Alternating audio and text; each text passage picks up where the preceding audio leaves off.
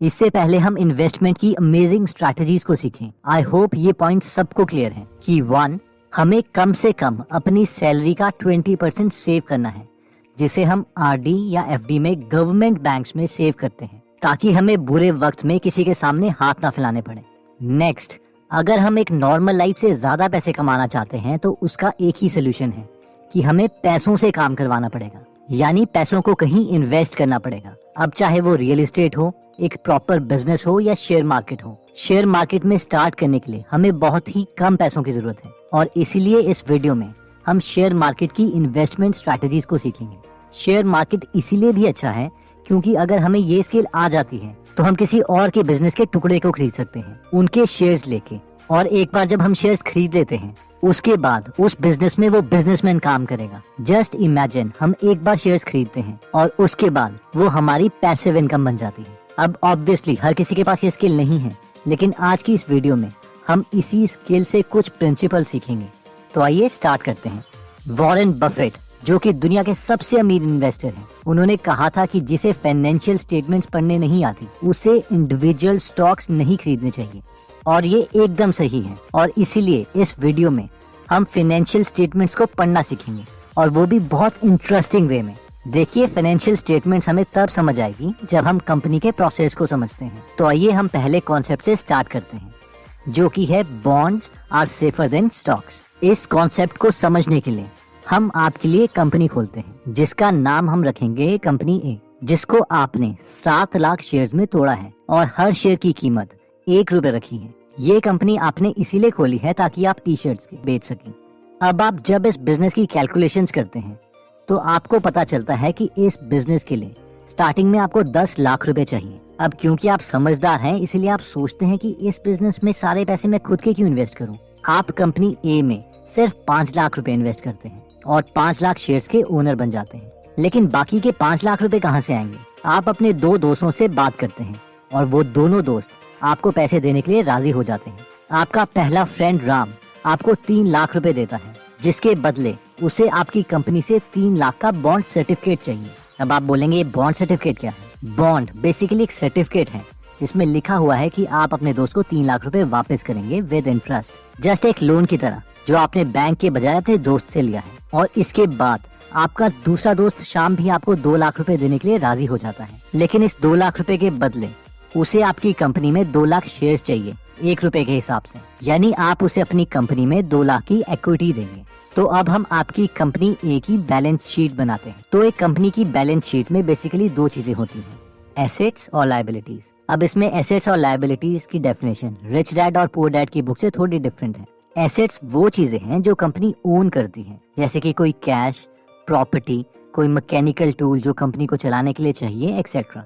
जबकि लायबिलिटीज वो चीजें हैं जो कंपनी को किसी को देनी है, फॉर एग्जाम्पल बैंक लोन या बॉन्ड्स की फॉर्म में लिया हुआ लोन या फिर इक्विटी से कलेक्ट हुआ पैसा जो कि शेयर होल्डर्स को वापस देना है। तो आपकी कंपनी ए की बैलेंस शीट कुछ इस तरीके से दिखाई देगी, जिसमें लेफ्ट साइड में आएगा एसेट्स और राइट साइड में आएगा लायबिलिटी। आपके पास एसेट्स हैं सिर्फ 10 लाख रुपए की टी शर्ट्स के, क्योंकि आपने अपना सारा पैसा इसी में इन्वेस्ट कर दिया। जो 5 लाख रुपए आपने खुद इन्वेस्ट करे थे, 3 लाख रुपए जो आपके फ्रेंड राम ने दिए थे और 2 लाख रुपए जो आपके फ्रेंड श्याम ने दिए थे।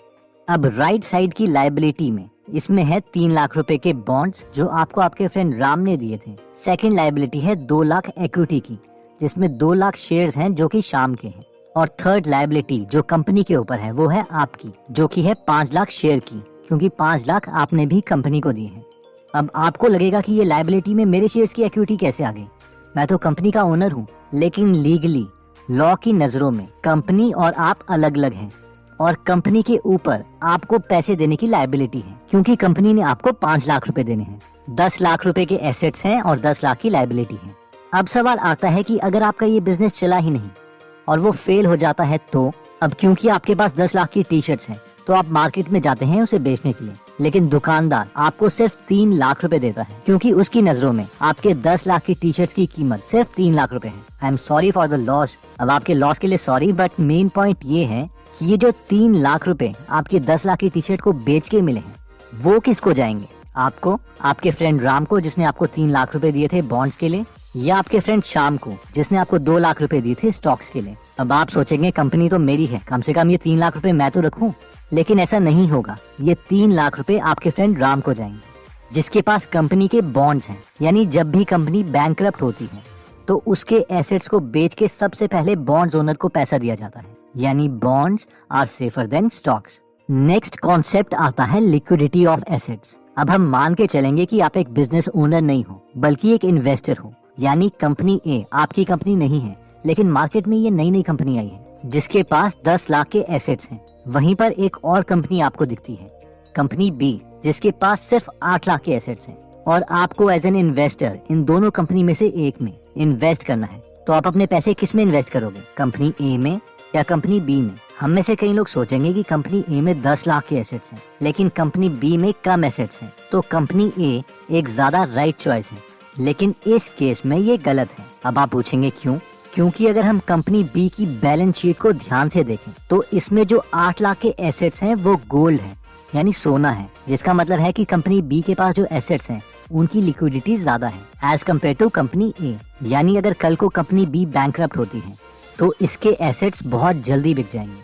और अगर आपने इस कंपनी के बॉन्ड्स में इन्वेस्ट किया है तो आपके पैसे और रिटर्न काफी सेफ है। यानी ऐसी कंपनीज को प्रेफर करें जिसके एसेट्स की लिक्विडिटी ज्यादा हो। नेक्स्ट कॉन्सेप्ट कहता है कि buy stocks if market value is less than intrinsic value. ये कॉन्सेप्ट कुछ इस तरीके से है कि अगर आपको 30 लाख रुपए में कोई घर मिल रहा है तो आप उसे उसी वक्त खरीद लो, अगर आपको पता है कि उस घर के अंदर एक सेफ है और उस सेफ के अंदर 30 लाख रुपए हैं और वो सेफ आपको घर के साथ जरूर मिलेगा। अब आप बोलोगे सर कंपनीज के साथ ऐसा थोड़ी ना होता है, तो इसे हम एक और एग्जांपल लेके समझ लेते हैं। मान लीजिए एक और कंपनी है, कंपनी सी, जिसमें 10 लाख के गोल्ड एसेट्स हैं और इस कंपनी ने कोई लोन नहीं लिया, ना ही बैंक से ना ही बॉन्ड्स की फॉर्म में पब्लिक से, और इसके सारे 10 लाख रुपए 10 लाख शेयर्स 1 रुपए के हिसाब से बिक चुके हैं। अब अगर हम इस कंपनी की बुक वैल्यू की बात करें, यानी जो अकाउंटेंट्स ने बैलेंस शीट में लिखी है, वो 10 लाख रुपए, जो कि इस केस में इंट्रिंसिक वैल्यू भी है। यानी इस पूरे बिजनेस की कीमत कम से कम 10 लाख रुपए है। आई होप आप सब मुझसे इस बात में अग्री करेंगे, क्योंकि ये एसेट्स गोल्ड हैं, तो हमें इस कंपनी की वैल्यू को इवेल्युएट करने में कोई डिफिकल्टी नहीं होनी चाहिए। अब इस कंपनी की मार्केट वैल्यू चेंज होती रहेगी। कभी आप न्यूज चैनल में देखेंगे कि कंपनी का एक शेयर 2 रुपए का बिक रहा है, कभी 2.5 रुपए का बिक रहा है। और इन दोनों केस में हमें इस कंपनी के शेयर्स नहीं खरीदने हैं, क्योंकि अगर शेयर 2 रुपए का है तो इस कंपनी की उस समय मार्केट वैल्यू 2 रुपए इंटू 10 लाख शेयर यानी 20 लाख रुपए है। और अगर मार्केट में एक शेयर 3 रुपए का बिक रहा है तो इस कंपनी की वैल्यू 3 रुपए into 10 lakh share equal to 30 lakh रुपए है। लेकिन जिस वक्त मार्केट में एक शेयर 90 पैसे का मिल रहा होगा, यानी 1 रुपए से कम का मिल रहा होगा, तो उस समय इस पूरी कंपनी की कीमत 90 पैसे इंटू 10 लाख शेयर यानी 9 लाख हो जाएगी। यानी इस समय हमें मार्केट ये कंपनी इसकी असली वैल्यू से सस्ते में मिल रही है और इस समय हमें ये कंपनी खरीद लेनी चाहिए। अब हो सकता है कि हमारे पास 9 लाख रुपए ना हो इस पूरी कंपनी को खरीदने के लिए, लेकिन अपनी पॉकेट के अकॉर्डिंग हम इसके मैक्सिमम शेयर्स खरीद सकते हैं, क्योंकि हमें पता है कि हमारा प्रिंसिपल सेफ है। इसे Warren Buffett margin of safety भी बोलते हैं। यानी कंपनी को हमेशा उसकी रियल वैल्यू से सस्ते में खरीदो और अपने प्रिंसिपल को रिस्क में मत डालो, क्योंकि अगर एक बार प्रिंसिपल चला गया तो कंपाउंडिंग का जादू कभी काम नहीं करेगा। अब आप बोलेंगे सर ये एग्जाम्पल्स तो आप खुद बना के बोल रहे हैं, ऐसी अपॉर्चुनिटी मार्केट में थोड़ी ना मिलती है। लेकिन ऐसी अपॉर्चुनिटीज हर वक्त मार्केट में मिलती रहती हैं, लेकिन हमें हर वक्त कंपनीज के फाइनेंशियल स्टेटमेंट्स को एनालाइज करते रहना पड़ेगा और उसकी ट्रू वैल्यू हमें पता होनी चाहिए। फॉर एग्जाम्पल 2001 में एनर्जी कंपनी के स्टॉक सस्ते हो गए थे। सबको लगा मार्केट में डिप्रेशन है। उस समय एक ड्रिलिंग कंपनी थी जिसका नाम था पैटरसन यूटीआई एनर्जी, जिसका शेयर का प्राइस उसकी टोटल इक्विपमेंट की मार्केट वैल्यू से भी सस्ता मिल रहा था। इस समय इस कंपनी के पास 350 इक्विपमेंट थे जिसकी मार्केट वैल्यू $2.8 बिलियन थी, जबकि शेयर प्राइस के अकॉर्डिंग अगर आपको इस कंपनी के सारे शेयर्स खरीदने पड़े तो वो $1 बिलियन के हिसाब से मिल रहे थे। यानी इसकी मार्केट वैल्यू इंट्रिंसिक वैल्यू से कम थी। अगर ये कंपनी पूरे तरीके से फेल भी हो जाती तो भी इन्वेस्टर्स का पैसा नहीं डूबता। और ऐसा ही हुआ। जिन लोगों को वैल्यू इन्वेस्टिंग की नॉलेज थी उन लोगों ने इस कंपनी के बहुत सारे शेयर्स खरीद लिए। अब हुआ ये कि कुछ टाइम के बाद ऑयल प्राइस बढ़ने लगे और इस कंपनी के शेयर प्राइस भी बढ़ गए, तो इन्वेस्टर्स को डबल फायदा हो गया। नेक्स्ट कॉन्सेप्ट कहता है कि be aware of intangible assets. अब दोबारा से हम एक एग्जांपल लेते हैं। हमारे पास ऑप्शन था एक गोल्ड की कंपनी कंपनी बी में इन्वेस्ट करने के लिए, जिसके पास 8 लाख के एसेट थे, वो भी गोल्ड में। लेकिन आपके पास एक और कंपनी है, कंपनी डी। ये भी गोल्ड की कंपनी है और इसमें एसेट्स हैं 12 लाख रुपए के। ये दोनों कंपनी में 8 लाख के शेयर्स हैं जो कि 1 रुपए के हिसाब से मिल रहे हैं। तो अब सवाल ये है कि आप कौन सी कंपनी में इन्वेस्ट करोगे, कंपनी बी या कंपनी डी। अगर आप इन कंपनीज की फाइनेंशियल स्टेटमेंट्स को नहीं देखते तो आपको लगेगा यार कंपनी डी ज्यादा ठीक है, क्योंकि इस कंपनी की मार्केट वैल्यू कम है और वैसे भी दोनों कंपनीज गोल्ड की हैं, यानी एसेट्स की लिक्विडिटी बराबर है। लेकिन ये इस केस में गलत होता, क्योंकि जब आप इस कंपनी की फाइनेंशियल स्टेटमेंट्स देखते हैं तो आपको उसमें दिखता है कि इस कंपनी में यानी कंपनी डी के पास एसेट्स में गोल्ड सिर्फ 4 लाख रुपए का है और बाकी 8 लाख रुपए के इंटेंजिबल एसेट्स हैं। अब आपको समझ नहीं आता कि ये इंटेंजिबल एसेट्स कौन से हैं, इसलिए आप कंपनी डी में कॉल करते हो तो वो आपको बताते हैं कि कंपनी डी ने जो रिसेंटली अमिताभ बच्चन के साथ ऐड की थी इस कंपनी को प्रमोट करने के लिए, तो उसमें 8 लाख रुपए लग गए थे और यही कंपनी का एसेट है जो कि उन्होंने अपनी फाइनेंशियल स्टेटमेंट में एसेट्स के कॉलम में लिखा है। अगर आप कंपनी डी को एनालाइज करो तो आपको भी पता है कि ये ऐड की वीडियो कोई रियल एसेट नहीं है और बैंक्रप्सी के केस में इसे बेचा नहीं जा सकता। इसलिए कंपनी डी की वैल्यू सिर्फ 4 लाख रुपए है, यानी एक शेयर की वैल्यू 4 लाख रुपए डिवाइडेड बाय 8 लाख रुपए 50 पैसे। मार्केट में ये चाहे जितने का भी बिक रहा हो और जिस दिन इसके हर एक शेयर की कीमत 50 पैसे से कम हो जाएगी हम इस कंपनी के शेयर्स उसी वक्त खरीदेंगे। तो दोस्तों इस वीडियो में हमने देखा था कि हमें कंपनी के शेयर्स तभी खरीदने चाहिए जब हम उसकी फाइनेंशियल स्टेटमेंट्स पढ़ना जानते हैं, वरना म्यूचुअल फंड्स या बाकी चीजों में ही इन्वेस्ट करें। वैसे फाइनेंशियल स्टेटमेंट में 3 स्टेटमेंट्स होती हैं, इनकम स्टेटमेंट, बैलेंस शीट और कैश फ्लो स्टेटमेंट। इस वीडियो में हमने बैलेंस शीट के बहुत ही बेसिक प्रिंसिपल्स को टच किया है। ये 4 कॉन्सेप्ट्स थे। 1, bonds are safer than the shares, यानी बैंक्रप्सी के केस में पहले पैसे बॉन्ड्स होल्डर को मिलेंगे। सेकंड कॉन्सेप्ट में हमने देखा था कि कंपनी के एसेट्स में ये देख लें कि उनकी लिक्विडिटी ज्यादा है, यानी बैंक्रप्सी के केस में ये ना हो कि कंपनी के एसेट्स कोई खरीदे ही ना। थर्ड हमने देखा था कि शेयर्स हमें तभी खरीदने चाहिए जब मार्केट में शेयर्स का प्राइस उसकी इंट्रिंसिक वैल्यू से कम है, जिसे वॉरेन बफेट वैल्यू इन्वेस्टिंग बोलते हैं। और फोर्थ पॉइंट हमने देखा था इंटेंजिबल एसेट्स का, यानी कई बार कंपनी अपनी ज्यादा वैल्यू दिखाने के लिए इंटेंजिबल एसेट्स को एसेट कॉलम में दिखा देती है। इसीलिए हमें फाइनेंशियल स्टेटमेंट को पूरा पढ़ना जरूरी है। अब नेक्स्ट सवाल आता है कि हम फाइनेंशियल स्टेटमेंट्स को पढ़ना कैसे सीखें, इसमें और अच्छे कैसे हों। तो इन माई जेन्युइन ओपिनियन ये आपको कोई यूट्यूब वीडियो नहीं सिखा सकती। इसके लिए आपको मैं 4 बुक सजेस्ट कर सकता हूँ। पहली बुक है security analysis by Benjamin Graham. Second book है intelligent investor by Benjamin Graham. Third है the essays of Warren Buffett by Lawrence Cunningham और फोर्थ है the interpretation of financial statement by Benjamin Graham. तो अगर आपको बिल्कुल भी अकाउंटिंग नहीं आती तो पहले the interpretation of financial statements bye Benjamin Graham से स्टार्ट करें, जिसके बाद ही आपको सिक्योरिटी एनालिसिस बुक समझ आएगी। आपने देखा होगा कि इन 4 में से 3 बुक्स बेंजामिन ग्राहम ने लिखी हैं, जो कि वॉरेन बफेट के गुरु थे। अब अफसोस की बात यह है कि वॉरेन बफेट ने कोई बुक नहीं लिखी, लेकिन वो हमेशा अपनी वेबसाइट में एसेज और लेटर्स लिखते हैं अपने शेयर होल्डर्स के लिए, जिसे कंपाइल किया गया है the essays of Warren Buffett में। दोस्तों अगर आप सीरियस हैं इन्वेस्टिंग में तो आपको ये बुक्स जरूर खरीदनी चाहिए। ये एक डिक्शनरी की तरह है जिसकी जरूरत आपको बार बार पड़ेगी। तो इन बुक्स का लिंक मैं डिस्क्रिप्शन में दे दूंगा।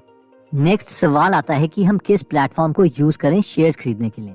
इसमें तो बहुत पेपर वर्क रिक्वायर्ड होगा, या कोई ऐसा तरीका है जिसमें पेपर वर्क बहुत कम हो। तो जो मैं मेथड आपको बताने वाला हूँ उसमें सिर्फ पैन कार्ड ही रिक्वायर्ड है और हम स्टॉक मार्केट की दुनिया में अगले 15 मिनट में एंटर कर सकते हैं।